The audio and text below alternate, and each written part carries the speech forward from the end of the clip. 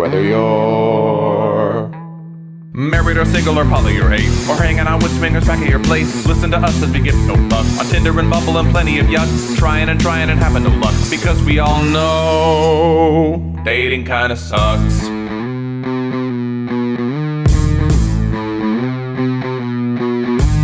Sarah and Adam are two of a kind. He says stupid shit and she doesn't mind. They're not doing this show to make any buck. Life as a chicken whose feathers he plucks. Why does it work? Well, here is the crux. They both know dating kinda sucks.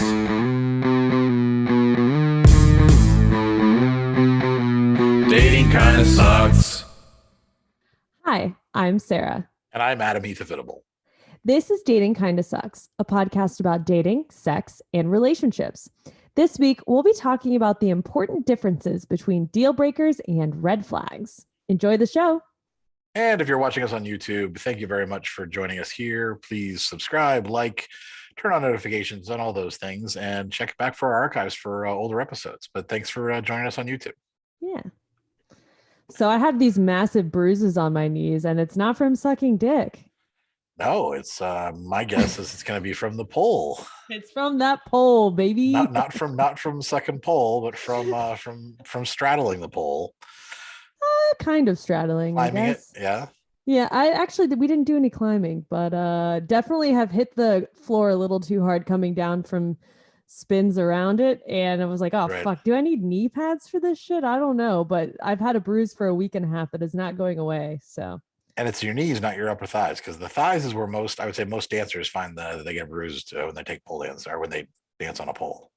Yeah, I haven't had any upper thigh bruising. My calves have been really sore because we're mimicking being on really high heels, walking around the pole. So right after class, I'm dead. I can't even move my legs, which whatever, I'm weak.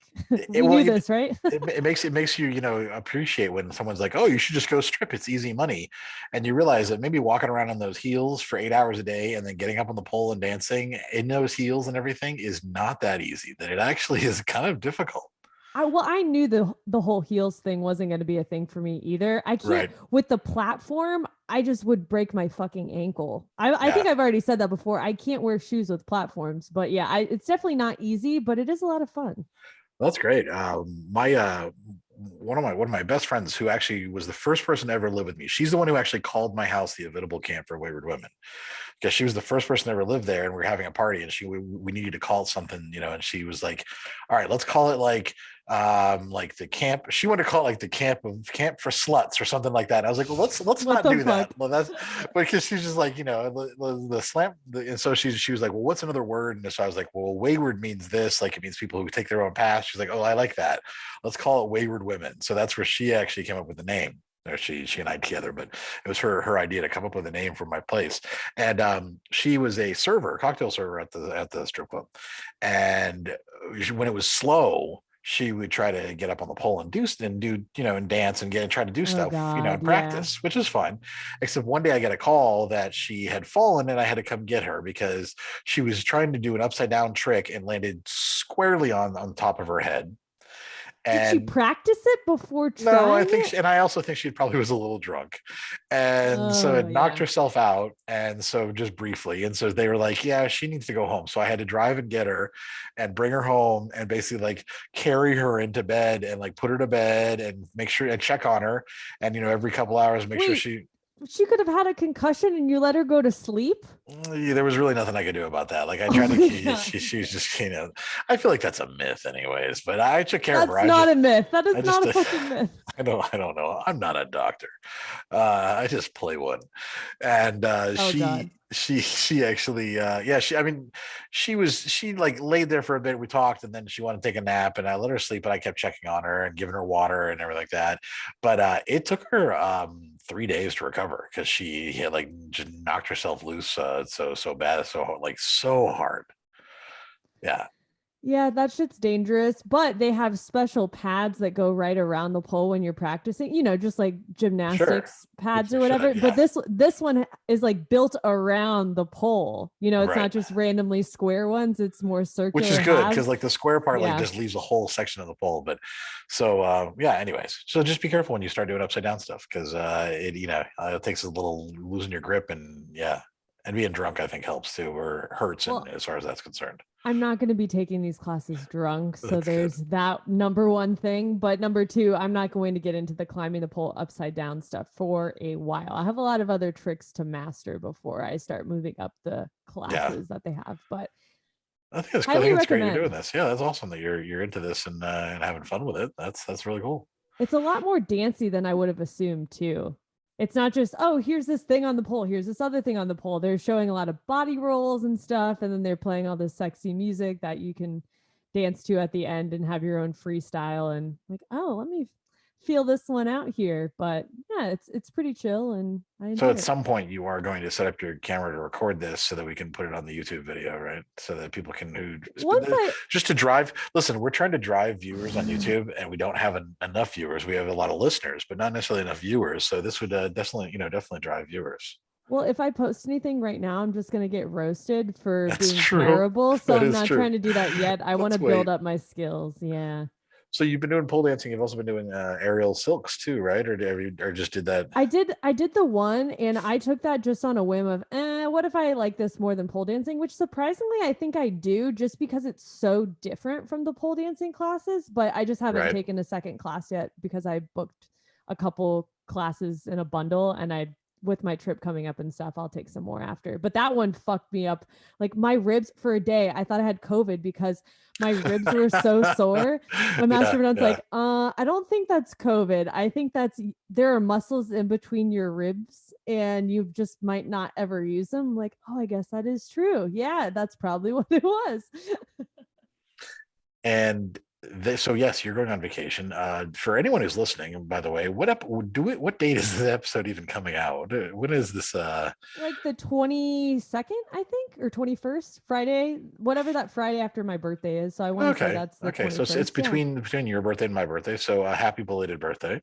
Well, thank you. I mean, we're actually recording. We're actually birthday? recording this. Yeah, we're recording this early because Sarah's going on vacation. She's going to Mexico for a week. And so that'll be a lot of fun. So we're trying to get a couple episodes ahead of time to kind of try to be good for the beginning of the year at least. And then it's all gonna fall to shit. And then yeah. Listen, this weekly shit that we were gonna do, we're gonna keep it up for January, and then we will see what happens. Like that. It was funny because I was editing the first episode of the year, and I was like, "Wow, we were really optimistic a week ago." Damn. I know. In December, we were very optimistic when we were recording that January is gonna be amazing, and then fucking Betty White died. And we're like, you know what? Fuck it. What's the point? It's all just shit. We'll just But this is our third episode of the month and of the year, and this is good. So how was your New Year's? Because according to when we recorded, this hadn't happened. That hadn't happened yet. Yeah. Yeah. Let's see. Master of None and I made an elaborate cheese board, and then we made a couple cocktails and went to bed at like 12:30. But the interesting thing, we didn't leave the apartment or anything, but never. Like I joke about gunshots going off with fireworks, but this was the first year in the area that we live in.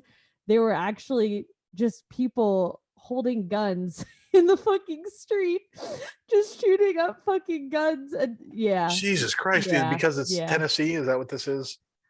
It might also be that we don't live in the best area of town. But at 12:30, there were just rounds going off, and I turned to him. We're in bed, and I'm like, "What the fuck is going on?" He's like, "Oh, it's just Nashville. Don't worry about it." I'm like, the fuck? Like this shit didn't happen in the suburbs of Orlando. Let me tell you that much. Like it was a joke, but not ever did it happen. What you should have gone up on your roof and looked the next day and seen if you could find any bullet casing or bullet like shells. Because when the bullet goes up, it has to come down, right? So they have to land on rooftops, I would guess. I don't even know what part of the bullet is. It shows how much I know about guns. Well, it's funny. So I think we also watched. I don't know. Yeah, I think we also watched a drive-by happen too. And I was like, should I call the cops? And he's like, what are they? Someone was shooting a gun, but it could have been fireworks. I'm like, shut the fuck up. It was definitely a gun. We definitely saw a drive-by. I don't know. When you say it was like saw, but you're like up above, like you mean just like out of your window? Yes. We have a view of part of the street. Okay. And we heard gunshots, and then that was the only car fucking going by. Oh, they could have just been shooting straight up. They better be careful. They might be angling at it. That sounds lovely though. I'm like, where the fuck did we move? What the hell? I liked my old apartment with roaches better. Actually, I didn't, but that was the Yeah, joke you had that I roaches made. doing drive-bys on you there. No shit, yeah.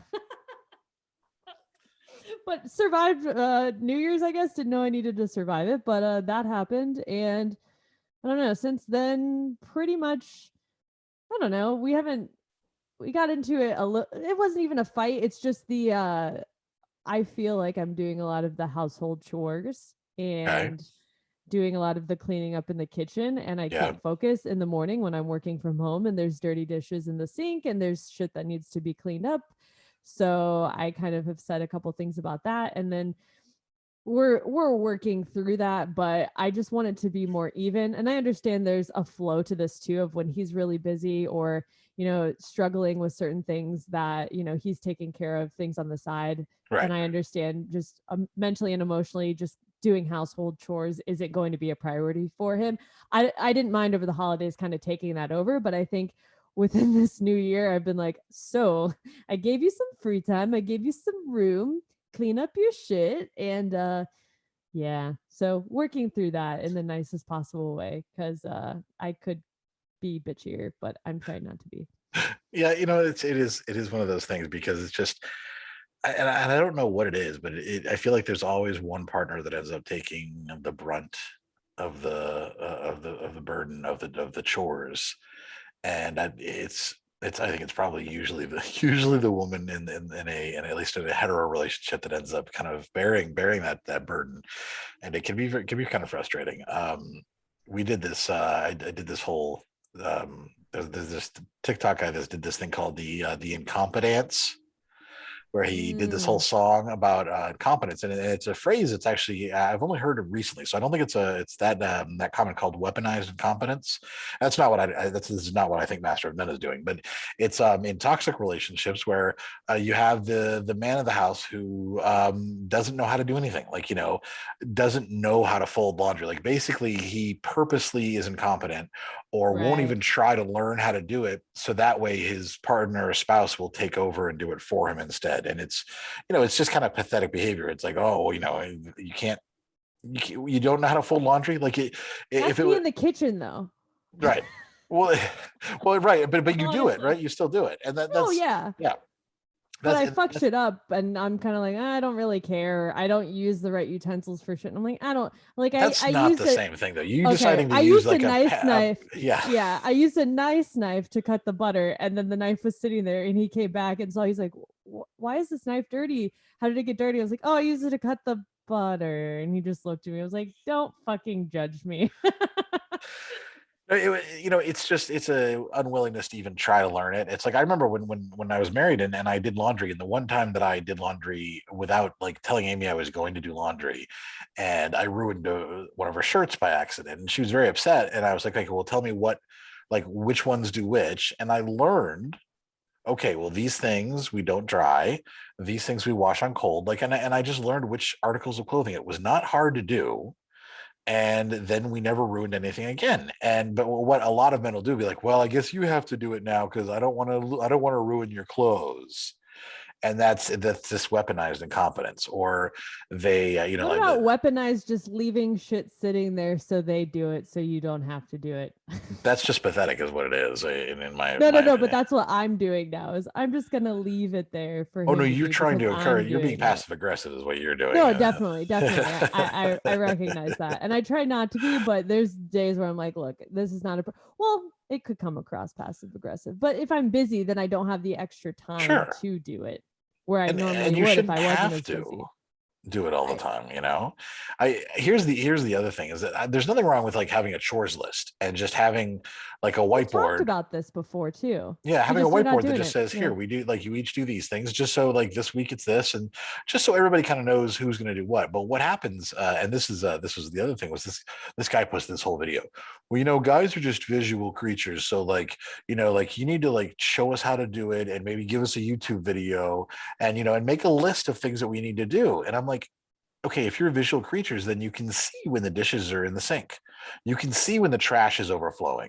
You can see when the bathroom trash is, or when the bathroom towels are on the ground. Like if you're visual, you should be able to see these things. And if you need a fucking YouTube video to learn how to do this, or you need your wife to treat you like you're a child, and she's like, okay, now it's time to do your chores today, then like you need to grow up. It's a sign of, I think, emotional immaturity at that level. Well, we're not talking about Master of None. Just want to make that No. clear. To be very again. clear, You're, yes. you're going on a rant. Very clear. You're going on a rant, and I'm like, hold up here. You're not making a case for him. No. You're just going on your usual episode rant, which cool. Yeah, right. But that's not the scenario that I'm specifically in. It's just dealing with living with a partner and being frustrated some days, and other days being like everything is great, and just trying not to, I don't know, lose your shit when you're having a bad day and not take it out on your partner. It's a new dynamic still. And I feel like we keep talking about this over and over again. And I don't think really it's ever going to go away, but it'll evolve. But yes, very clearly, I'm not talking about Master of None. That's not the same situation. This is just something that I've seen recently online that has become I feel like it's been an epidemic. I haven't seen anything. Are you saying on TikTok? Probably. This is on TikTok, but there's people who just talk about this regularly. There's articles all been written about it. Like I said, weaponized competence is the kind of the new phrase. Do you think it's just the age of some of the men that they're referring to? Or well, like my dad, for example, my father cannot cook anything. He can't do anything. He's finally learning how to do the basics of laundry because he's just never had to. And he's 70 years old. And now my mother's not, her health isn't great. So my dad's had to take over a little bit.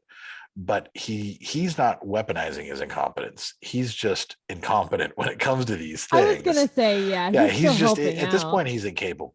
But no, these are people in there like he just can't do it. It's like my grandfather. My grandfather eats out at every meal, like because he has cereal for breakfast, and then he eats out every other meal. And he can't cook because he can't cook. He doesn't know Honestly, how. That would be my goal though, and I know I don't know how, but it would be if I had the money, I would do it. Yeah, but I don't, so I have to cook. Right. But it's actually couples that are where they're anywhere from their mid-20s to 40s or 50s, where a lot of the men are just like, well, I work 40 hours a week, which I'm like, your partner probably does too. Just because like it's just this whole mentality of, because I bring home the money, so you do all these things, not understanding that in today's society that's not the situation. You're not, it's not equal if you just bring home a paycheck. So see, I think I just feel bad, not to elaborate on this anymore. I think I just feel bad because his job is more labor intensive, where I'm sitting in front of a computer. So to have him feel like he has less chores when he gets home, that gives him more time to actually rest, where I feel like I've been, even though mentally I'm working on things, I'm physically resting, where doing a couple chores isn't as exhausting for me, as he's already like exhausted all of his physical energy levels for the day. I can so that's why I feel like I've been taking on more of it. And then there hits a point of I've been doing this a lot lately, that it kind of spills over to like, I'm gonna empower you. It's more of the empowerment stance of, I'm not gonna like purposely leave dishes, even though I've thought about it. I'm not gonna because it'll just fucking annoy me, so I'm gonna end up doing it anyways. But yeah, the end.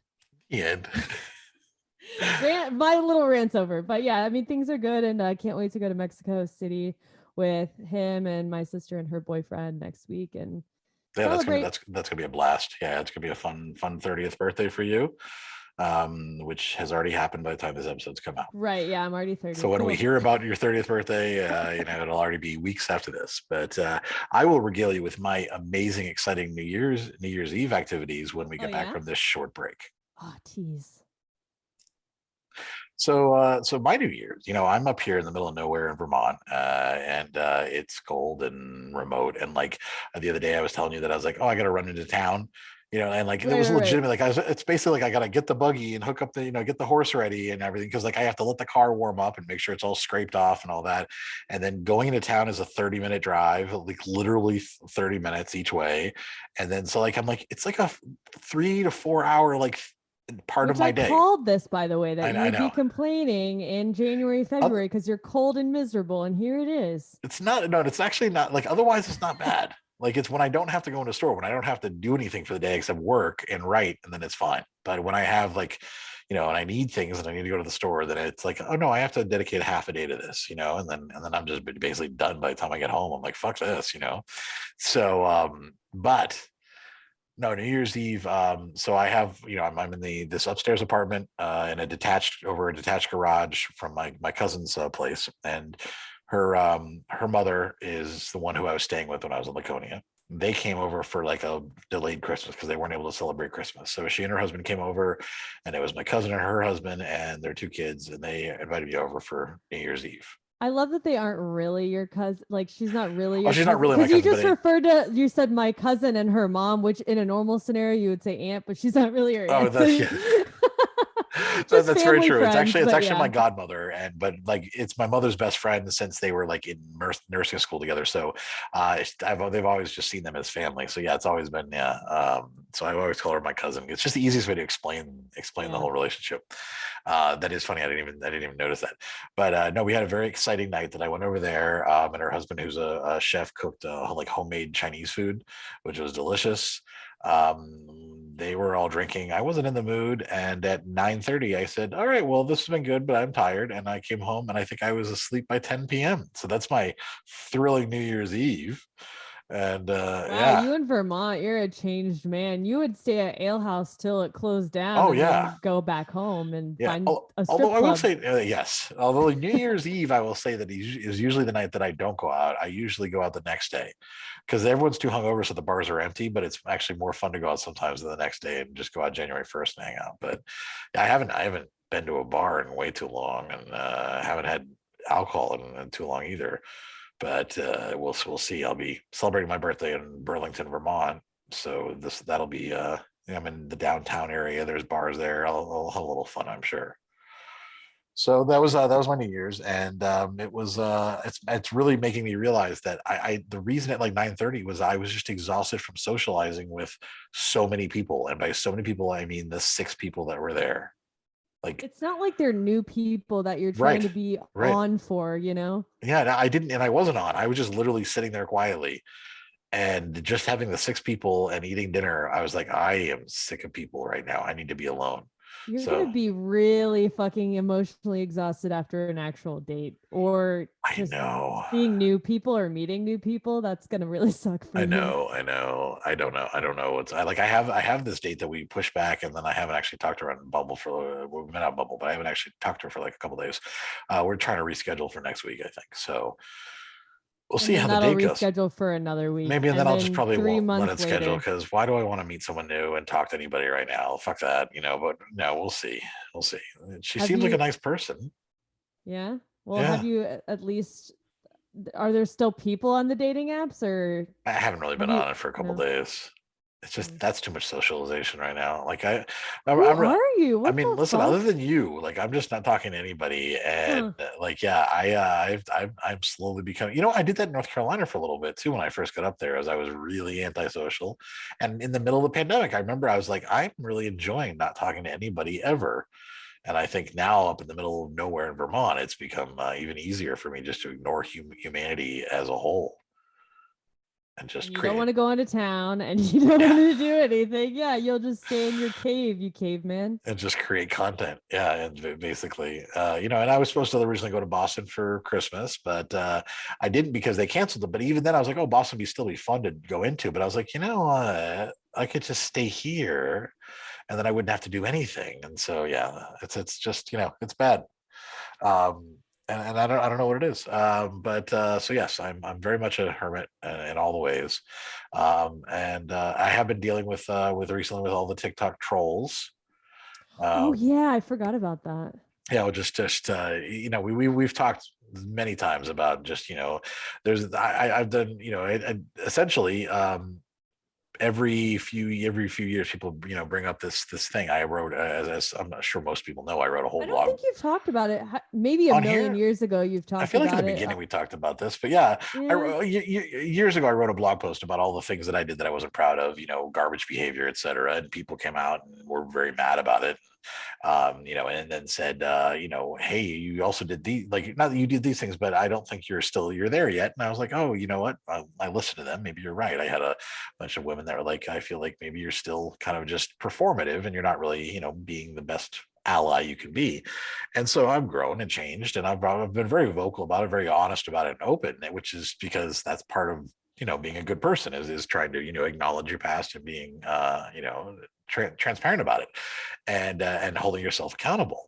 But these trolls get really mad because I call them out for being pieces of shit, being misogynist, and so they start trying to research me, and they're like, oh, you said this one time, or like back in 15 years ago you had a really terrible Halloween costume, or something like that. And I was like, That yeah, was a Halloween it was a Halloween costume. costume. Yeah, it was, in this case, I went dressed in Halloween 2007 as a creepy camp counselor, and so I had a hat and I made a shirt that I actually, like, a screen printed shirt, and I had a whistle and a clipboard, and it was called Adam Heath camp for clothing optional camp for girls aged 14 to 17.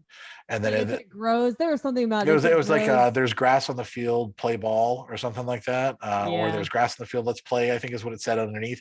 And it was creepy because I was a creepy camp counselor, and I also thought it was hilarious back then, and everyone who attended the party thought it was funny. And 2000, I'll tell you what, 2007 was a different time, and I would never do that now, but it was fucking 15 years ago, and these people are bringing it up like, is this you? And I'm like, yeah. With no context No either. It's like context. you just wore that out to the Like, that's grocery just store they're and like, came home. what I think of these little, like, pea brain morons, are like, they're sitting here thinking, I bet he really had a camp for those clothing optional for yeah. Does that make any logical sense to you, you fucking dipshit? So it's been fun dealing with these people who are so unwilling to actually face anything about themselves, but they are absolutely willing to try to, like, use this to try to whatever. I don't know. I'm just ignoring them, and I'm blocking them all, and just like, whatever. I don't need to give you any emotional energy, and it's disingenuous because these are people who are shitting on women on a daily basis, and they're They like, want you to be the scapegoat of, look yeah, at this shitty guy who's pretending. And you're like, this was how many years ago? And also, I've grown as a person. People can do that. I mean, how often do we get on here and we talk about, oh, I fucked up doing this, or yeah, that wasn't a good call, or I made a stupid decision with this? And oh yeah, everybody makes those decisions. It's having the humility to go, well, I fucked up and shouldn't have done that. And even before we started this podcast, this was a huge point of discussion before, because I didn't really know you really. you didn't know me at all, no. I just knew you through social media. And Yeah, then we had a phone call and you discussed all of, the blog post and the yeah, photos. And we went through all the archives of things. And you're like, look, this is really shitty that I did. This is shitty. This could come back and look bad on you and whatever. And then you were just talking about, I can always address it if whatever. And time has passed, but I'm learning and doing whatever. And I was like, I don't really know this guy. Like, that doesn't look good on the internet. But I do think, though, that how you just, like, presented the facts and you weren't, like, trying to hide anything. You were like, yeah, I fucked up. Like, this yeah. this is on the internet. You can see it. I was like, oh, he gets, he understands that and he's trying to move forward and be better. I have to appreciate that and respect that. And here we are 4 years later. Oh, I know. And we're on season 5 now, and it's funny because it will crop up every now and then. Every now and then we'll get some weird person who just, like, gets obsessed with me, and I'm living rent free in their head, and they're like, I have to try to take him down. And I'm like, I've already talked about all of these things, like, and like, one of the things that I talked about, for example, was, like, having the affair.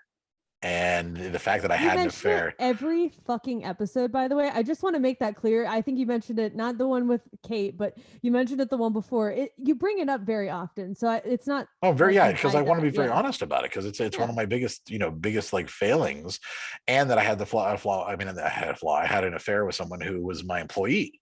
So, like, all these power dynamic issues and things like that, and the power dynamic, and the whole parasocial relationship aspect, and how easy it is to abuse that power, is a big thing that I've had to change over the years. And I think it's just it's entertaining now like it used to be something that I actually brought me a lot of anxiety. Like as soon as someone would, I'd be like, oh no, like I have to go through this again. Like I've gone through this. I've already talked about all these things. I've made amends to anybody who was involved. I've already dismissed the random rumors that people came up with as a result, and just ignored people who were like saying stupid shit that has no, logic or reality. And I'm like, and it gives me anxiety. Now I look at it and I'm just kind of like, yeah, all right. Yeah, can we move on? Can we just grow and change and like and just let's just move forward. So, but that's what I was also dealing with the last couple of days too, which is What's funny is these trolls then have been looking at my social media shit and reaching out to me like this is fucking news to me. yeah, I'm not sure what kind of reaction they want me to have of, oh my God, he's fucking terrible. I'm like, well, one, we always joke that we're garbage human beings. At least we're trying to get better, right? And two, don't you think in the years of our friendship, we would have fucking discussed this at some fucking point? exactly. Or if they actually, were people who listen to the podcast, they know we talked about it already anyways at some point. For over real, the yeah. How many hundreds of hours of airtime have we had over the last 4 or 5 years? So yeah, it's been fun, and it's always interesting to have that pop up again. So it's 2022, so we'll just wait till 2024. It'll become some new person will be like, oh my God, you had a costume in revert back to this episode where they discuss it 2 years prior. Yeah, I know. So but other than that, I have nothing else going on in my life. My life is just, I've been working on my book and talking to you constantly on FaceTime, and I'm sorry. No, there's nothing wrong with that. I'm not complaining about it, and that's about it. And so I think it might be a great time, unless you have anything else to add, for us to get on to the topic. I got a lot to add after this break. Red flag and another red flag. You know that TikTok? Red flag. You're on TikTok more than me. I know I am, but I don't think I think I spend so much time just creating content and responding to my comments, and I don't actually like scroll as much as I should. But no, I don't know what you're talking about. What? There's some audio on TikTok, and it's like red flag, and then all the influencers that point on the screen and then list all of these red flags and whatever. And I think I've seen so many fucking red flag videos that I just have to scroll past them at this point, because a lot of the shit people are listing as red flags in those goddamn videos aren't fucking red flags. Oh, that does drive me crazy. I guess I've seen a few of those. I've seen some of these male dating coaches, and as we discussed many times, dating coaches are all garbage. But some of these male dating coaches will do things like, top 10 red flags in women.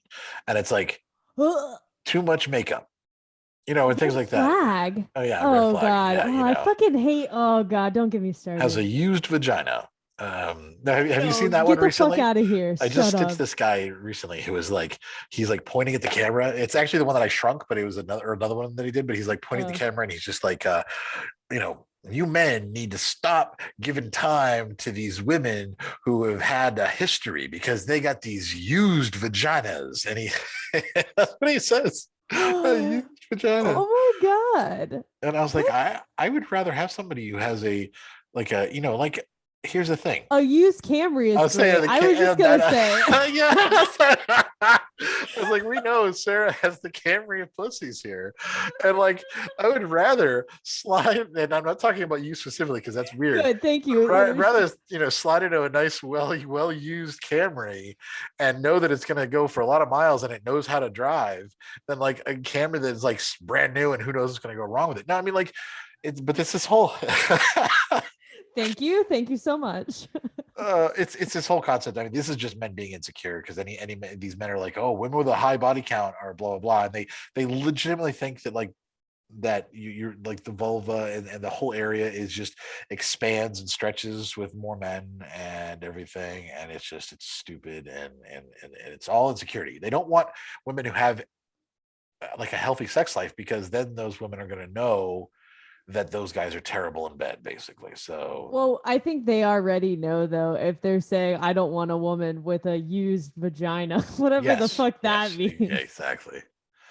So anyways, so yes, there are plenty of idiots that conflate red flags with deal breakers. It's not just men either. There's a lot of women on the internet too. When I'm saying red flag, it's a lot of women posting these videos, and it's more things that they're posting are things they just don't like about certain types of men, but that doesn't make it a red flag.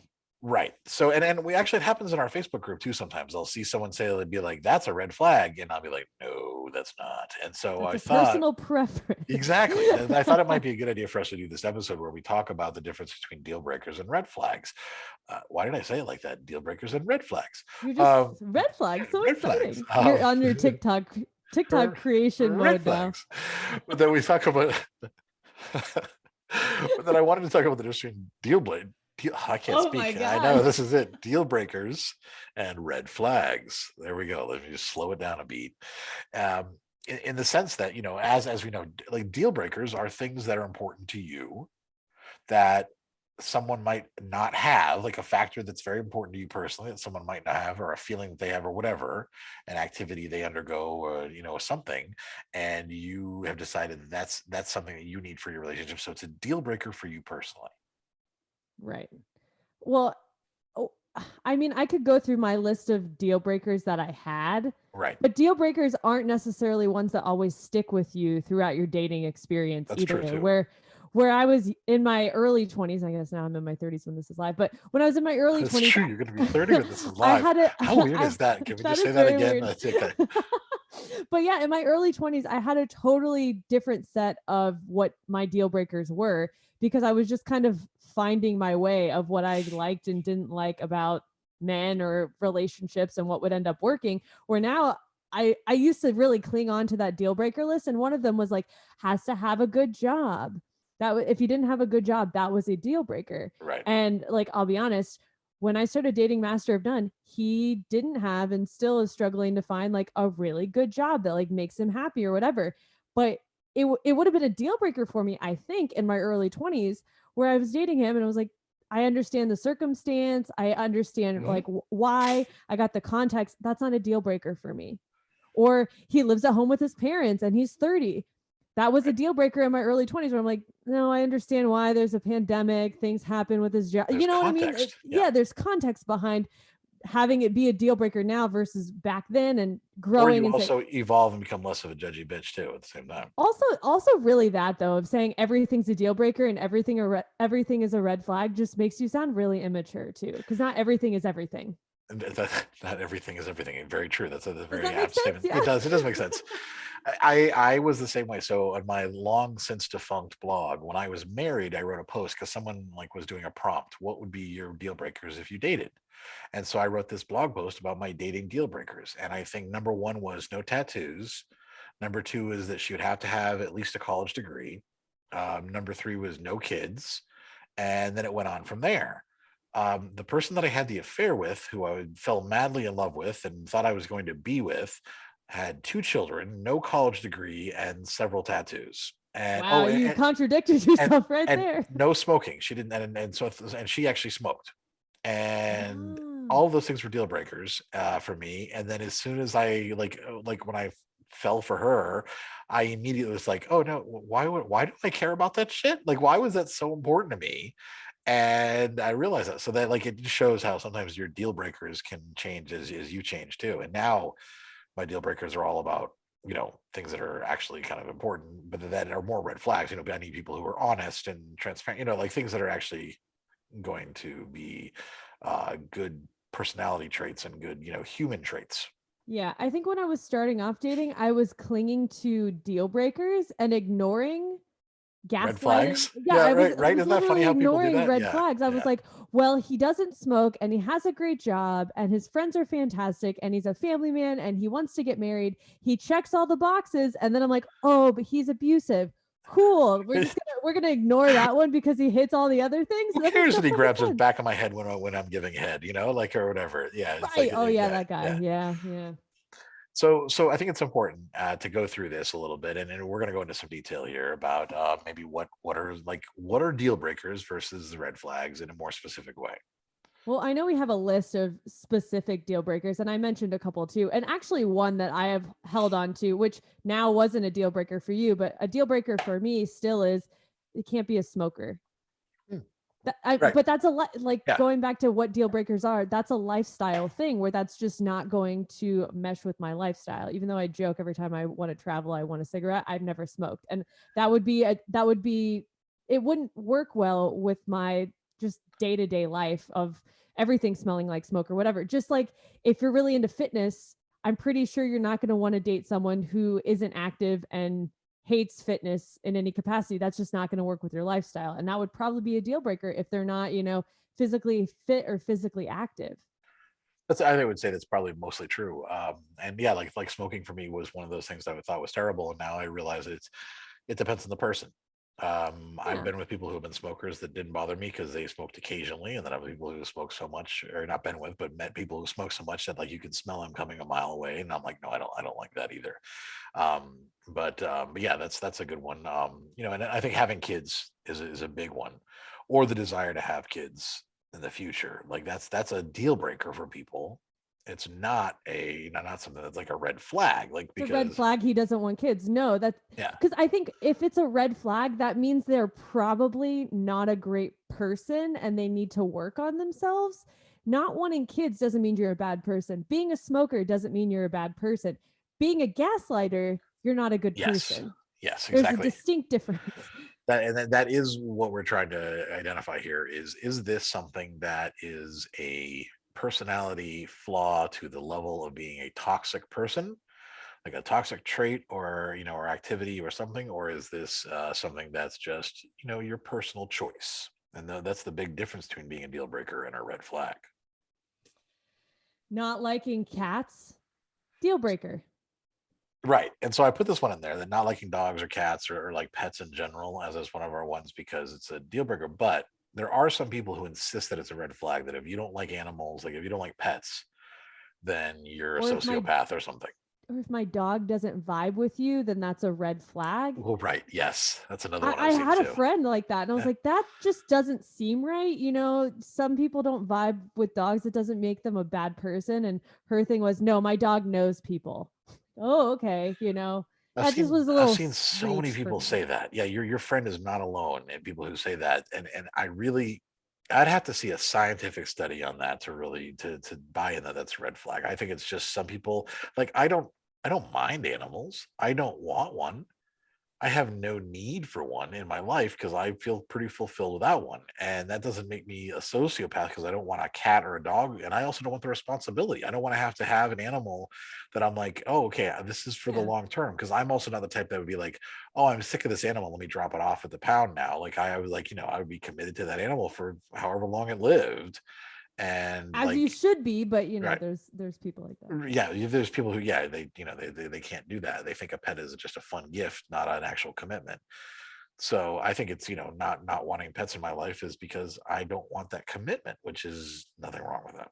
Or I don't like cats because I'm allergic. Well, that yes, doesn't that that too. doesn't mean it's a fucking red flag. It's just not compatible with my lifestyle. Sorry. Exactly. Like this place I'm staying in, they had cats here before me, and even though they've cleaned and I've cleaned, there's still some essence of cat somewhere, like just the ghost of the fucking cat floating around. And I'm like, as much as I have to take Claritin every day, I can't imagine having an actual cat. It would fucking kill me. Like it literally, it's awful. I take Claritin and eye drops like every single morning, and just because this fucking ghost cat that was here. Poor Adam. What's another deal breaker that might seem like a red flag? Maybe if they don't have enough time for you, they live too far away, or they just don't always stay. They don't have enough time because their schedule. That's one that it depends on why. Yeah. Or like they live 45 minutes away. That's not a red flag. That's just Yeah, that's you don't obviously not a want red you don't flag. want Yeah, to you yeah. don't want a long distance relationship or have to drive that much, which that's fair. Just say that. But if they're busy because of their job, because they're trying to do things, because they have priorities that are other than you, which is okay. You should have priorities other than your partner. But if they are making time for all of their friends and goofing off and all this stuff, but not for you, that's when it becomes, I would say, a red flag. Well, I also think that's when you need to reevaluate your relationship with that person, That's that true. it's probably not working out. I don't know. I mean, it could be a red flag, but I don't know necessarily if that is the case. It just might not be working out, and the vibe, it might be ending with that Yeah, person, is what that's I'm true. saying. Yeah, that's also true. It could be just them, kind of letting things die out in that capacity. If they're never on time, that what are you looking at? What am I looking at? Yeah, I you have keep my looking over there. iPad What's going on? with our agenda. My iPad with our agendas Oh, right you're. here. It looks like you're having another No, conversation over no, there. I'm like, that's what I red have. flag, My red fucking my flag. my iPad with the agendas right here. So I have to look at it and touch it occasionally because it goes dark. So that's what I'm looking at You for. looked at it and smiled like there was someone sitting there, so I was just really weirded out for a second. See, Got it. iPad. Okay. I don't know. You had a drink over there. I thought someone was passing you drinks. I'm like, what the fuck is he doing? Having a Oh my party while God. recording this? I don't know. It looked weird. Anyway, never on time. That could be a cultural thing. That could be just how they are, and they don't live their life off of a strict schedule, and that's just their personality. And you could be very A type and see that as an issue where they're more of a B, and they're like, whatever, it's fine, I'll show up when I get there. And you would just know that wouldn't work between you. That would be a deal breaker, not a Deal red flag. breaker. Absolutely. And the only time that I think it could be a red flag is if they are disrespecting your time and only your time. Like if they are That's always true. on time, but when it comes to you, they just show up whenever and they just, they lie to you about it and things like that. Like it's a bunch of other factors. But there's more in that. Yeah, there's more in that. More than, It's the disrespect that's the red flag, not yeah. them not being on time. Yeah. One that I think is probably might be a little more controversial is like kind of bad breath or bad hygiene. That's a deal breaker. Yeah. I think, in my opinion, that's a deal breaker because it might depend on the reason. Like if they have, they're not caring for themselves, they're not taking care of themselves because of mental health issues that then they refuse to like treat, then that's kind of a red flag because we're not responsible for our mental, any mental illness we might have, but we are responsible for how it affects other people and the people around us, and how we present that to other people as well. Yeah, that's a good point. That's you need context with that before determining if that's right. I can't see that being a red flag in any instance. Oh, I would say a lot of women would say, or a lot of people would say, someone with bad breath is immediately a red flag. I would, but I just don't like that. But that doesn't mean they're. I think, like I've said, red flag is more of a toxic trait that is harder to just brush off. Yes. Not to say brush with brushing teeth, but it's harder to just get rid of versus there's an easy fix. You just have a discussion. Like I used to work with people at a restaurant. They just always had really bad body odor. And it was always a really awkward discussion. But like they were like, yeah, I know, I'm trying different deodorants. Yeah, I'm doing that. That doesn't make them a red flag because of that, that they're a bad I had a person. line that I liked that I said that one woman's stinky breath trash might be another woman with no sense of smells treasure. Where the fuck did you put that? I totally just disregarded you saying that. Oh, I see it. Damn it. You're just stupid. No, it's true though. It's true. Like, someone treasure. No, but like one woman like who's really sensitive to smell, and then another woman who maybe she's, maybe she got COVID and she has no sense of smell and her sense will never come back. She's not going to care as much about someone who has BO, like it's not going to be such a big deal. I will also say your partner's scent should be something you like. That's true. Like their natural scent, there's a level of attractiveness with that. And if you're not attracted to their natural scent, that is an issue. It's pheromonal in some way too. I've had partners where like honestly they get a little stinky and like it would turn me off, and then I've had ones where they wouldn't shower for a day and it'd be absolutely like fine. It would almost be like interesting and intriguing. The one maybe exception to this, I would say, and I don't know if we've ever talked about this, but there is a whole subsection of men who don't wipe their own ass well enough. Is that really true, or is that just really something that people say? It is, because I did a whole video on this saying that, what this is it's toxic masculinity. It's based on this concept of there's a whole group of men who just think that touching their own ass, even when they're wiping, there's no fucking way. That seems wild. Is gay. Get out of here. So they won't do No. it. They're terrible about it, and they never clean themselves properly because they're actually afraid to touch themselves anywhere in their area, like anywhere around that area enough to clean. Like they don't wash well enough down there, they don't do anything well enough. That And so cannot be true. I did a TikTok about it, and it had literally 1,000 comments of women being like, "Oh yeah, I had a boyfriend like that." Like one time I suggested that, and he was like, "No, that's gay." Like, and he would not. And all these people had actual What? stories, anecdotal stories of their someone that they went on a date with, or the partner that they had that just would not clean themselves because of homophobia. Because based on this toxic masculinity idea. Yes, that is a That is a fucking red red flag. flag. Yeah, That's a exactly. fucking red flag. But I honestly, there was always a joke of like men with unwashed asses, ha ha ha. But I just thought that was a fucking joke. I didn't think that was a real thing. No, there's a whole subset of men who have consistent skid marks and do not know how to wipe their own asses because they are afraid to. But they'll basically touch their dicks and masturbate. Yes, of course. I'm kind of worried for just do they clean up society? after that? Yeah. Well, Yeah. also society, but yeah, I know. It's crazy. And it's you can, there's been articles written about this. It's insane.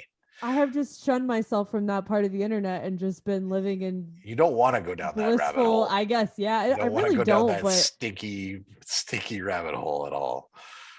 What happened? Okay, I don't want to get into this. Okay, well, no, I don't want to get into. But it's like, what happens if you're like sick and have diarrhea or something? You're just not gonna fucking. Oh no, they'll. I feel like they give it like a surface wipe, but then like, oh, that's good enough. Or like they'll do they just it's not. They don't try to make sure that they're actually clean. And if they get in the shower, they definitely don't like scrub with soap and water and everything like that down there. Okay, but do they want to have anal sex? Oh, of course they do. Of course they want to. Of course, yeah. I guess that was a dumb question. Yeah, this is just a new territory. Yeah. I just didn't think it was real. I thought it was just a fucking joke this whole fucking time. Yeah, their ass is uncharted territory for them too. It's it really is. Goddamn. Okay, moving on from assholes and shit stains. Let's see, another thing that people might think is a red flag, but I think we can talk about being a deal breaker is if someone is, I have the hardest time deal breaker red flag red flag is if they're bad in bed or they're a bad kisser. It's just we're not compatible, or maybe they need some experience with you and didn't feel comfortable enough with you to learn. Like I found out I was a bad kisser when I first kissed the woman I had the affair with, and she was like, gave me some tips and it improved my kissing game like 1,000,000%. And I was like, look at that. If she hadn't said something, I wouldn't have known. And I learned so much just then, and she also was very instructive in other areas. And I feel like that helped me a lot because I listened. Yeah, I think back to just being really superficial with men, and that first kiss and the first fooling around time is really, oh, he sucks, I'm not interested in him because it was bad, and you really weren't that invested in getting to know the person. Right. It was all just a show. And we look good together, and then he doesn't fuck me good, and I'm not that interested. Instead of like, but he's a really nice person, and I actually want to get to know him because long term this could work. But you're using that as the excuse to end it. I don't know. That using that and saying that's a red flag is just really immature. Right. And of course, there are exceptions if they end up it's because they're selfish and because they don't believe in foreplay, or if they're one of those weird men who thinks that women shouldn't orgasm, which those exist as well. I didn't know that. That it's unnatural, and that they actually there's this whole group. I know I'm destroying worlds here. I try not to think men suck this much. Oh no, they're terrible. There's this whole group of like men that they have like podcasts about this now, and there's this group of men talking about how they don't think orgasms are real for women. Well, that's not real. I'm done. I'm so fucking done. It is crazy. So if you're like that, once again, if you subscribe to these toxic masculinity, like misogynistic beliefs, then that's a red flag. Yeah, if you're bad in bed because you don't think orgasms are real, then you're just then you're just terrible. And that's then that becomes a red flag. Yeah. Yes. What the fuck? It's like stages of no, it's not a deal breaker, but do they exhibit all of these other traits? Then yes, it's a red flag. Right, because chances are if they also, they're also going to be controlling and abusive and all these other things too. I want to say one other thing about the bad bed thing is if someone's too kinky for you or too vanilla for you, that's also just not, that's just a deal breaker because you want someone that matches your level of kink. Although, so, and it might not even, maybe it shouldn't even be a deal breaker because they might, They might be open to it. Yeah, They've exactly. never If you're had that honest with them, and, experience. yeah. Yeah, I mean, I think I was pretty vanilla until Master of None, but I was open. Oh, some level. I mean, compared to where I'm at Yeah. now, Yeah, but you always seem like you were over, kind of like ready for something. But I guess a lot of the men that I was dating were more on the vanilla side of. We only went to a certain point where that point was just a starting point for Master of None and I was Right. like, oh, we have these toys and whatever and all these I think I get a new butt plug every couple of months and he's like, oh, well, let's try this one out, even though the butt plug department's not working well for me. But do you subscribe to the Butt Plug of the Month Club too? It's it's a new one every month. That's I think he just enjoys buying them. He's like, we're gonna try these eventually, and I'm like, will this one be better? Am I gonna be scared this time? I don't know. I'm kind of intrigued, and we don't have to get into it, but you said they're not really working for you. It just hurt a lot. It just really hurt a lot. Okay, you need a lot of lube. Like no, a lot. Trust me. Master of None knows what the fuck he's doing. He bought he bought a couple different sizes, and two were obviously way too big for this is starter pack. Right, I need this Camry needs a starting point. You need the pinky level, basically. Yeah. Yeah. No, I need something bigger than that. I think. I mean, like he puts his finger in my ass all the fucking time. Like that's that's not anything. We used to have that whole joke on this podcast about finger in the butt. Well, I know we did, but it was always the thing that you would get annoyed well, I guess because it just happens so often now, and Master Fernand's like, you really you come a lot harder if that happens. I'm like, yeah, I guess that's true. That's kind of my thing now. That's fine. But so then I think he's just been diving down we can try these different butt plugs and stuff, but a lot of them have just been too big or they're too hard, like the tip part is too hard. And I'm like, like it gets in a little and I'm like, oh, I can't, like you gotta fucking, and I'm relaxed obviously, right. Yeah, you're welcome for this story. Okay, we're done. End of story. End of story. If you're watching, if you're listening, you're not watching. She's like end scene thing. She just did that little like that movement. Yeah. All right. Let's move on. Other deal breakers. We'll get through this quickly here. If they, this is one that I think is important. If they don't have a job or a car or a home or something like that, you talked about a little bit, like if they live with their parents. For example, context. You need context before determining if that's actually a deal breaker or not. It could be if they're not working towards, if they're not motivated, they are actually lazy and not trying to change their situation. And they're like, yeah, my situation sucks, but I'm doing nothing. And it's like, well, that's a red. I mean, not really though. It's more of a deal breaker. I would say, and it should only be a deal breaker if it negatively affects your life. Like if it's something where you would never know, like because they take care of their own bills, they arrive whenever you want them to, they have a rental car, Uber, and otherwise, then it's not a deal breaker. And if you immediately think it's a deal breaker when you hear those things, I would say you might actually be the red flag. It's where like your judgmental nature might be a red flag. Yeah, and just saying a blanket statement of if they don't have a car or a driver's license, that's a red flag. Yeah. Have you been to New York City? Right. Like, there's people who don't have cars or driver's license. So does that mean you're not interested? Yeah. It's just, so you really have to have context for those. Okay, this is an interesting one. Strong opinions about something you disagree with, whether that's politics or religion or something else. Yes. Could be a deal breaker. And then you said the caveat of, I feel like supporting Trump is a red flag because of all the fucked up beliefs that come with it. Right. Caveat, if both people are Trump supporters, then it's fine because they're on the same, they could to a degree, although I think they could just be in their own little side of the world. That's fine. I mean, I'd say for the most part it's a deal breaker. It's not necessarily a red flag because and I will say that yes, if someone supports something like Trump, then potentially that's a red flag. However, it could just be that they're not hateful. They're just like uninformed of everything, and they don't have enough information, and they don't have critical thinking skills, which I mean, it's If kind they're of willing to that's a deal learn, breaker for me. right? But Uh, if they're willing to be educated on certain things, go, oh, I didn't know that, or oh, thank you right. for informing me, and their approach is that instead of oh, you're fucking stupid, then it's something you can work with, and ends up not being a deal breaker because you're like, oh, okay, they're willing to work on this, and it could benefit our relationship can go on. Right. But if they're, if it can become a red flag, or if it depends. And the same with like religion, or if they really strongly believe certain things that you don't.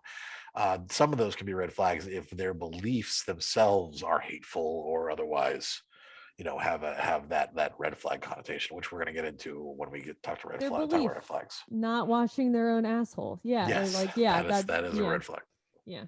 Oh, another one. If they have a job that you don't like they're a stripper or a server or a sex worker or any job that you consider beneath you. Right. Like Like I I think had a friend who said that she met somebody on a dating app and then found out that he drove a garbage truck, and she was like, "Oh, that's a red flag," and I was like, "That's not a red flag. It might be a deal breaker, but I also think you're being judgmental, because what's wrong with a job? Like, that's a job and it pays and like it has benefits. Why would if you they look like down on their him?" job, Yeah. that's their lifestyle or whatever, that's not a deal breaker.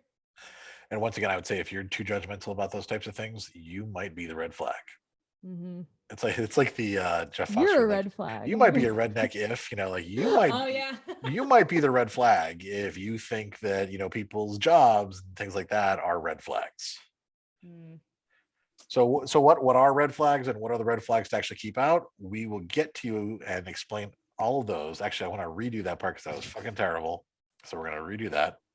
This will stay in the video though, because that's the best part. That's fine. But so what are the red flags that you actually have to watch out for? We will explain. What do I want to say here? I don't know, but it's not working right it's now. not working. You started off real strong the I know, first time. I did. Yeah. I was proud of you. So what are the red flags you need to watch out for? We'll dive right into that after this break. You always go to dive. Did I say dive a lot? Yeah, you always say dive a lot. Like Dive dive right into- into this dive topic. into I'm it. like diving into the pussy. I don't know. Dive into the pussy. No, it's like I don't know. I just think of hip hop songs. Swim in that Sorry. pussy, something like that. I don't know. Dive in because it's wet. I Yeah. haven't. I'm unaware. So, but that's Red flag. No. my lack of knowledge of rap songs is a red flag. Deal breaker for me, baby. Actually, Master Man doesn't know shit. So. No, he has some good taste in music though, from what I've seen from the records. Some of those are pretty cool. On your wall. I guess. All right, so red flags. Wait, are you gonna add all that other stuff in? What? Are we starting now? Oh, I figured you were going to start with all the dive thing and just. Oh, okay, good. Then just edit out this weird in between talk right now. Go ahead. The one where we could have just Interrupted you? Yeah, where we could have just delete that. Delete that. Okay. This is all stayed on the video because that's fine if it's in the video. Delete it from the audio. Oh yes, of course. So red flags are, of course, as we just already said, things that are toxic traits that people have, things that are toxic not just for you with your personal desires and needs for who you want in a partner, but for someone just being a human being. And so you wouldn't want them as your friend or your partner or really a family member either. You probably wouldn't have a relationship with them if they exhibited some of these red flags. Yes, and I don't think they're going to take too long to kind of go through these. This oh, not at all. Yeah. So, I mean, number one is if they're manipulative, if they're, which can be a whole variety of different types of manipulation. Emotional manipulation, physical, I don't know, what's another good example? Lying to you and telling. Lying to try to get their way without ever being honest, like a lack of transparency, lack of communication, because they're just so manipulative it's a red flag for no matter who they are. Is that it? Done. Yeah. Well, yeah, and it really is. Like, what else is now? There's a more specific type of manipulation, which is gaslighting. Right. I'm like, I just want to get into gaslighting. Let's get into gaslighting. It falls into that of like gaslighting of saying, all my exes are crazy, or I didn't say that, or you're misunderstanding me. That didn't happen, or why are you so emotional, and you twisting words, and you might not see that as a red flag because if you're thinking back of, well, they hit all these things and he's not showing Right. any of my deal breakers, so whatever, but he treats me like shit and calls me crazy all the time, you'll ignore that red flag because you'll think on the surface everything is great. So it's hard. I really think it's hard for people who have a checklist of things they want to hit, because they're always going to ignore those red flags if the checklist looks good. But I mean, that's true, because a lot of the red flags are underlying personality traits that have no effect whatsoever on the actual your list of deal breakers. They can have a great job, make great money, even be great in bed and be a gaslighting, abuser, and then no deal breakers there, but plenty of red flags. Well, and then the excuse is, well, that's just his personality. It's like, no, that's the red flag, exactly. though. The No, red flag that's not. is their shitty personality. And so that gaslighting leads to, which is, like I said, type of manipulation. These are all kind of similar things, but like if they're abusive, which once again, gaslighting is a type of abuse because they're emotionally manipulating you into thinking that you're the crazy one. But of course, there's also physical abuse, and any type of mental or physical abuse is just as much a red flag. Yeah. And it's hard getting into the abuse side of things because you're like, well, it only happened once, so that's not a red Right. It's not a red flag because he's never showed this before. But like I mentioned, you're probably ignoring the other stuff that are the underlying things that led to that physical abuse or whatever the case was. That's an excellent point, that if it only happened once, the chances are that there are other red flags that have popped up in most situations that you've also either ignored or just weren't aware of. I do think too, with a lot of the red flag stuff, you have a gut sense of when something's just a little off. And that's where it's like, don't ignore that. Don't ignore your gut on that because it's there. Yep. You're just, and I really think that's where the whole ignoring red flags thing came from, because you were ignoring what your gut was telling you if something's off about this situation, about this person, and like how they're treating me. Yes. Yeah, I agree. And I think you definitely have to listen to your gut about it, and because a lot of these things, and this isn't even on our list, but I think a lot of these kind of fall under. There's this whole aspect of toxic masculinity that treats women as objects, that considers women to be, that property. Not they don't care about consent, especially if once they're in a relationship, they assume consent is consistent and forever, which it's We're not. gonna have sex all the time and you're gonna have to want it, and you really just want this relationship for the status and the money that I bring in, so take everything else about this relationship because you're nothing without me. Exactly. Yes. So yeah, that toxic masculinity is just, that invades so much of this and becomes so many red flags. But then beyond that, there's the actual narcissism, people who are genuine narcissists, which is different than having there are people who have narcissistic traits. There are some things like gaslighting can be narcissistic, and manipulation can be narcissistic. Not everybody's a fucking narcissist, though. Like, it's one of these, it's become the new buzzword that as soon That as is somebody, so true, though. Yeah. There's a difference between being a narcissist and taking care of yourself. Does that make sense? Like, some people have called me a narcissist because I'm focused on like wanting to do better for myself, and I like didn't know that. being like, oh, well, you're so narcissistic because like you're not putting energy, like everything's about you and like how you feel, and you're separating yourself from us because you care more about your own self than like the group. And I'm like, actually, I'm only doing that because it's better for my mental and physical health than it is to be surrounded by you guys. And I'm not trying to make it all about me. You guys are making it all about me. Interesting. Yeah. Well, and that's I didn't even think of it. Does that make sense? I don't like. Yeah. People have called me that. I'm like, I'm just trying to do what's best for me. Like, I'm sorry that you feel that way, and that's not me trying to be rude about it, but I'm just trying to work on myself. And like, if that's selfish, that doesn't make me a narcissist. Like, everyone's allowed to be selfish. That doesn't make them that. Right. And sometimes you need to have some selfish traits. And I mean, I get called a narcissist a lot too, especially from haters. And it's like, if you're gonna have the self-confidence to go on different platforms and talk about things and talk with confidence about things, you have to have some degrees of confidence that can veer into a narcissistic trait sometimes, because you have to have a little bit of an ego to get to that point.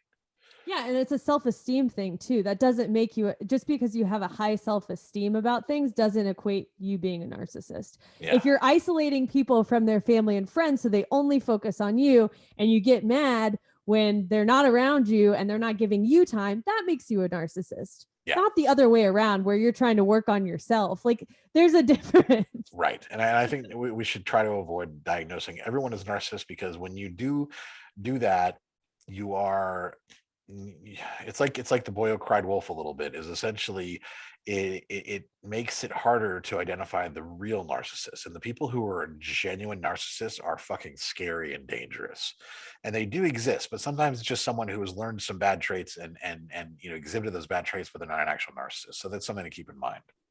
That is a really good analogy, though, of just the boy who cried wolf. Yeah. They're just I think, like, back to a couple of people who I actually would say are narcissists. You would have never assumed it, though. Right. Because I didn't. They're usually I very wasn't good at it.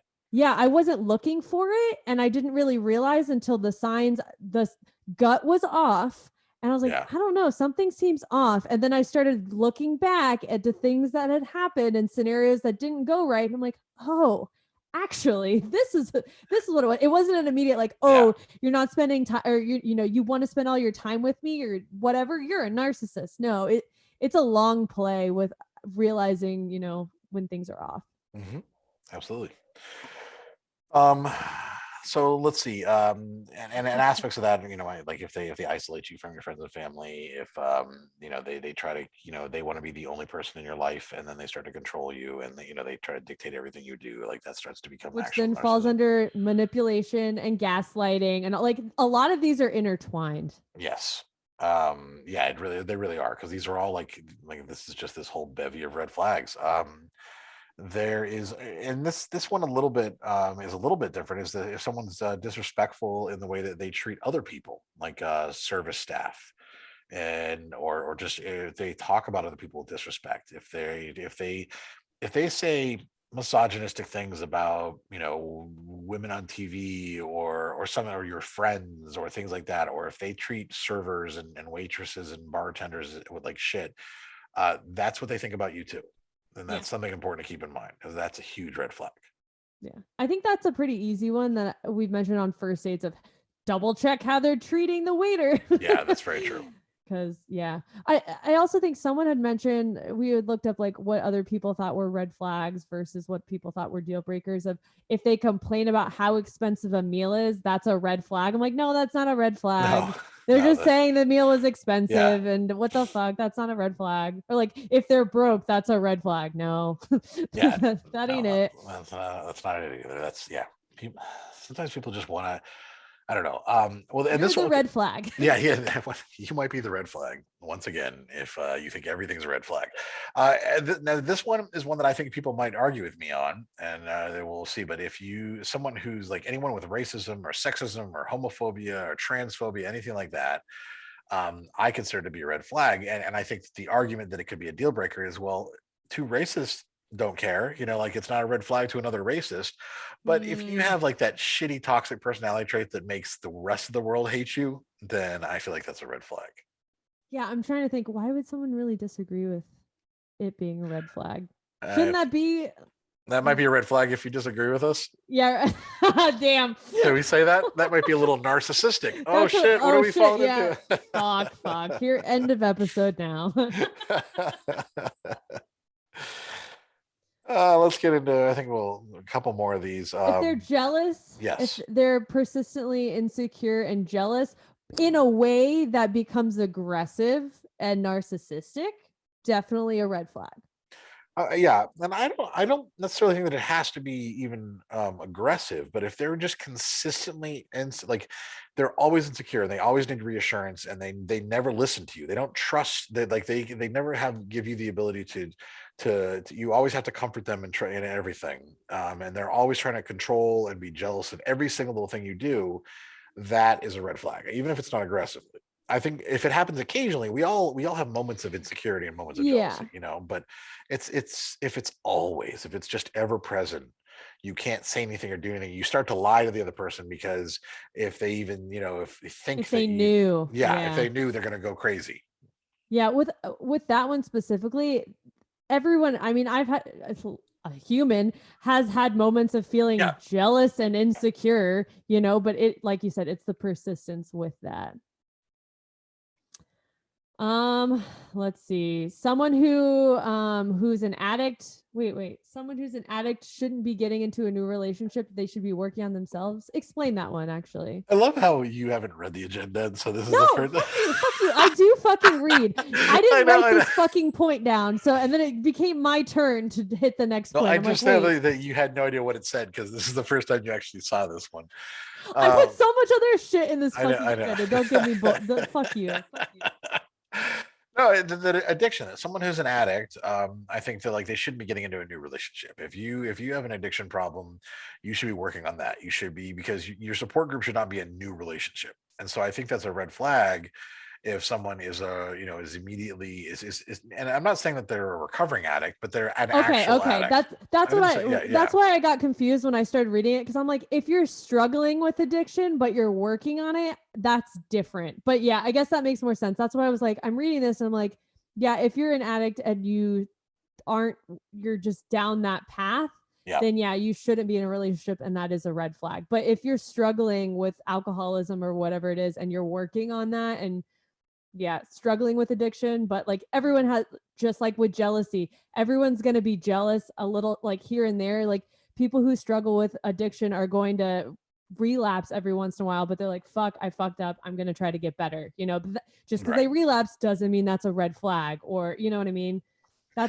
I think people can have red flags, can be red flags during certain points in their life too. Like it doesn't mean that they're always going to be like that. But someone who is currently in an addict, or even probably immediately out of recovery, which I think they say don't start any new relationships when you're first in recovery, because it's not necessarily fair for for you to put that other person through to put the burden on them. That's true. And so that's why I think that, and so that's a one that's a little bit more of a sensitive issue to talk about. But I think it's that's why I didn't put it down. Yeah. But if you're currently an addict and it is something like that, maybe you should just be focusing on yourself. Like maybe a relationship is not a good idea, because there's a lot of self work to do. But if the person, say you go on a date and this person says, yeah, I'm a recovering addict, I'm a year sober, blah, blah, blah, that's not a fucking red flag. Just because they've dealt with shit in their past does not make that a red flag. Yes. And if they if something happens, but they're working towards sobriety for the rest of their lives, that doesn't, they're working on that just because they've struggled with their past. That's like saying, I struggle with depression, red flag, or, it's, yeah. I will argue that could be your deal breaker, that someone can say that and you can say, okay, well, that's not on my list of things that I want to work with. I don't want somebody in my life with that risk right now. That's fair, but it's definitely not a red flag in that sense. Yeah. I think that probably covers, I feel like those examples. Yeah. Those are the big ones. Yeah. Give a pretty solid way to tell the difference between something that's a red flag and something that's a deal breaker. Wouldn't you say? I don't know what else there would be. It's just how many times have I hit the point of just because it's a deal breaker doesn't mean it's a red flag? Right. And so maybe, it's just one of those things to keep in mind, that if something's a red flag, that's a toxic trait. If something is a deal breaker, that's just your personal preference that you need, that's not there. And that's two very different things. It's not the end of the world if they show things that are a deal breaker, because you don't know you might not know the context, and they could still be a potentially healthy person for you to be in a relationship with once you get more context about it. Right. Exactly. Like if I go on a date with someone and they have decided that they never want to be talked about on a podcast episode, well, that's a deal breaker for me. But it might be a deal breaker for them too. Right. But then they could get to know you and be like, actually, that's not really a deal breaker for me, because now that I understand how they talk about things on the podcast or whatever, then, because that would actually come up back in the day of, oh yeah, I can't date someone like you because you're very public about that. And I'm like, but you didn't even give me really any chance and understand where I was coming from. But okay, and then that shows me, honestly, with people dismissing you really fast and saying that's a deal breaker for me when it's really not. You're like, oh, that tells me more about you than it does you about me. Yeah, you had that guy who insisted he was like, oh, when I'm on your podcast, like he was actually Fuck trying to you. get on your podcast. I feel like that's more of a red flag. So Yeah. So start a podcast and you'll find really great red flags in people there we go. real quick. If you disagree with some of this, or actually if you've come up with some deal breakers that maybe we haven't, or red flags that we haven't that you want to talk about, you can let us know. You can email us over at datingkindofsuckspodcast@gmail.com and share your thoughts. You can also share what your deal breakers are on our Facebook group at facebook.com/group/DKS podcast. Exactly. And you can watch us instead of you get all the unedited stuff too, where because I don't edit anything. So there's all the End all scene. the random End scene, shit, all the weird stupid- times we re-record things because I can't speak properly and I stumble over my Red words. flag. At YouTube on YouTube at youtube.com/datingkindaSucks. And of course you can also follow us on Instagram at datingkindaSucks. For as little as $5 a month as well, you can become a patron for I've just said that again. Wow, great. On Patreon at patreon.com/DKS podcast. And we'll be recording little after the show clips and I usually would say every, videos, at least twice a month we're gonna have Patreon decent dance videos. Yeah, you just totally ignored that. I heard it, but it took a second to register in my brain because I was already thinking what I was gonna say. But yeah, we put Patreon episodes up about twice a month. I would say is probably when they go up. And you can also follow us on TikTok. I'm Adam Heath on TikTok, and Sarah is simply Sarah G_. And join us there. But otherwise, if you're listening and you're new and you're on iTunes, please leave us a rating or review. Or if you're on Spotify and your Spotify has that option to leave a rating, which I think they're starting to roll out, then please give us a 5-star rating. We would love that. Or just follow us on there if you're already listening. Oh yes, on please. Spotify. Well, please follow it. And other than that, we will be back next week with Oh, yeah. a brand new episode where we can actually tell you because we know our schedule now. Yeah, because it's true. You can join us next week where we actually sit down with the founders of the Foreplay app, which is a dating app. It's a double dating app, which is really kind of fun. With a fun name. Yeah, it's a fun name with Foreplay, and we'll be having a conversation with them. So join us next week. Until next time.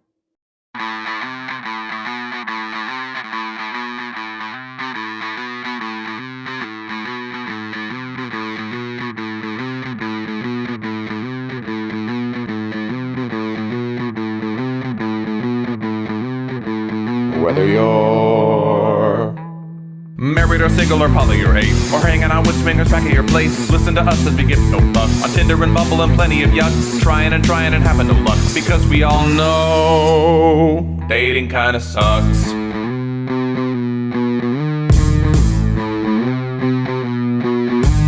Sarah and Adam are two of a kind. He says stupid shit and she doesn't mind. They're not doing this show to make any buck. Life as a chicken whose feathers they pluck. Why does it work? Well, here is the crux. They both know dating kinda sucks.